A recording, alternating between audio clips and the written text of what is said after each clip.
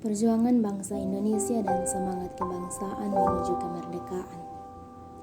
Penjajahan di Indonesia dan akibatnya. Sedikitnya ada dua faktor yang mengakibatkan wilayah Nusantara ini dijajah oleh bangsa Barat, yakni faktor eksternal dan faktor internal. Yang pertama, faktor eksternal diantaranya berkembangnya kepercayaan yang dilahirkan dari ajaran Kopernikus bahwa dunia ini bulat, tidak datar sebagaimana ajaran yang berkembang sebelumnya. Adanya masa Renaissance di Eropa yang ditandai oleh munculnya kebebasan bagi setiap orang untuk berkreasi. Munculnya Islam sebagai kekuatan baru di wilayah Timur Tengah. Penjelajahan mereka ke timur dilandasi oleh semangat Reconquista, yakni perang salib dengan tujuan untuk menaklukkan orang-orang yang pernah mengalahkan mereka, yaitu orang-orang Islam. Adanya perjanjian Tordesillas yang ditandatangani pada tanggal 7 Juni 1494. Lalu yang kedua, ada faktor internal. Ada beberapa faktor internal yang menyebabkan terjadinya penjajahan di Indonesia. Di antaranya, yang pertama, terjadinya kontak hubungan perdagangan antara penduduk pribumi dan orang asing yang berperan sebagai kaum pendatang atau pencari rempah-rempah yang bertindak sebagai pembeli. Yang kedua, penduduk Nusantara termasuk Indonesia adalah penghasil rempah-rempah yang sangat diperlukan oleh orang-orang Barat. Yang ketiga, kondisi penduduk Nusantara masih merupakan kerajaan-kerajaan kecil yang sangat rentan dengan persaingan sehingga mudah diadu domba oleh kaum pendatang. Perjuangan bangsa Indonesia dan semangat kebangsaan menuju kemerdekaan. Menurut Surjomi Harjo, pada tahun 1989, perjuangan bangsa untuk mencapai kemerdekaan di negara-negara Asia yang pernah mengalami proses penjajahan pada umumnya mencapai puncaknya pada pertengahan abad ke-20, yakni melalui proses dekolonisasi antara tahun 1945 sampai tahun 1955. Sebelum abad ke-20, sudah ada perjuangan dari bangsa Indonesia untuk melepaskan diri dari kekuasaan penjajahan.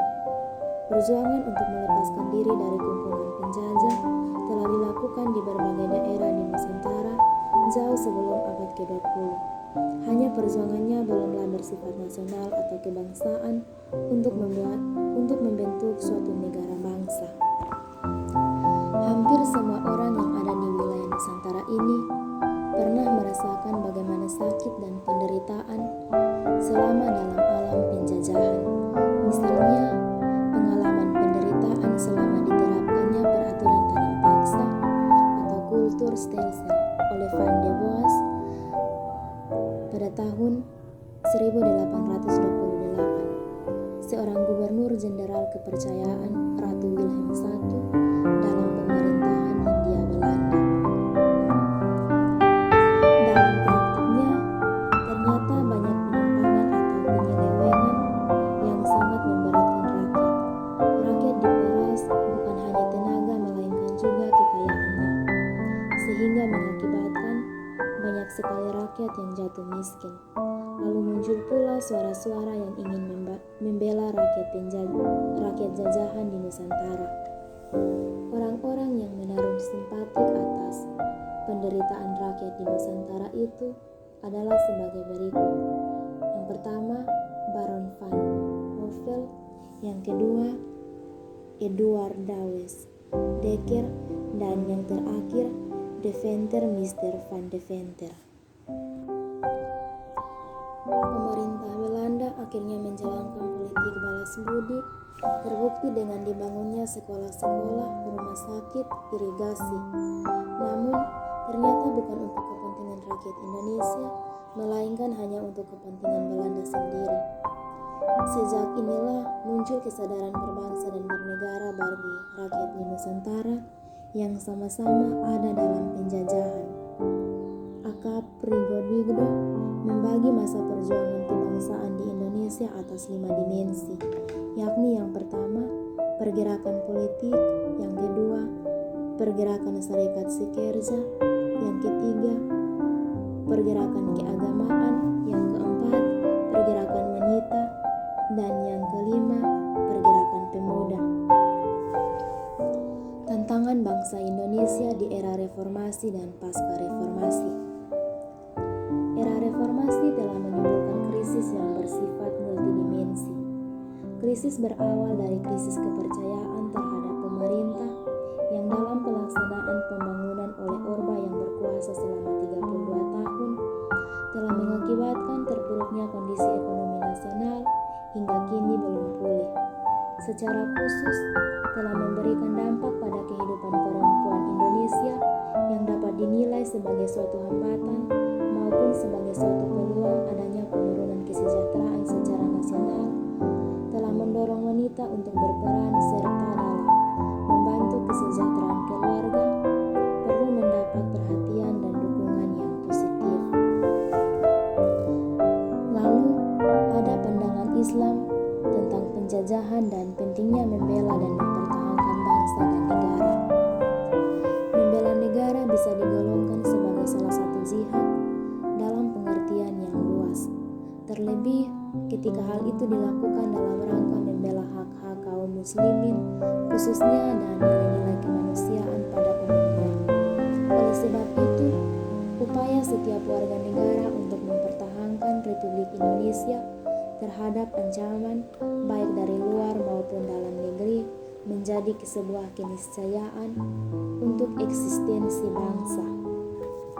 Mempertahankan negara biasanya selalu dikaitkan dengan militer atau militerisme. Seolah-olah kewajiban dan tanggung jawab untuk membela dan mempertahankan negara hanya terletak pada Tentara Nasional Indonesia, padahal berdasarkan pasal 30 Undang-Undang Dasar tahun 1945, bela negara merupakan hak dan kewajiban setiap warga negara Republik Indonesia. Lalu yang terakhir, ada upaya menjaga dan mempertahankan persatuan dan kesatuan bangsa. Yang pertama, menjaga persatuan dan kesatuan bangsa. Yang kedua, menanamkan nilai nasionalisme religius. Nasionalisme religius yang dimaksud adalah paham kebangsaan yang dilandasi oleh nilai dalam semangat keagamaan. Yang ketiga, membudayakan syura atau musyawarah. Yang keempat, memperjuangkan keadilan atau al-adalah. Dalam memanage pemerintahan, keadaan menjadi suatu keniscayaan, sebab pemerintahan dibentuk antara lain agar tercipta suasana masyarakat yang adil dan makmur. Dan yang kelima, menjaga prinsip kebebasan atau al-hurriyah. Sekian yang dapat saya sampaikan, semoga bermanfaat. Kurang lebihnya mohon dimaafkan. Terima kasih.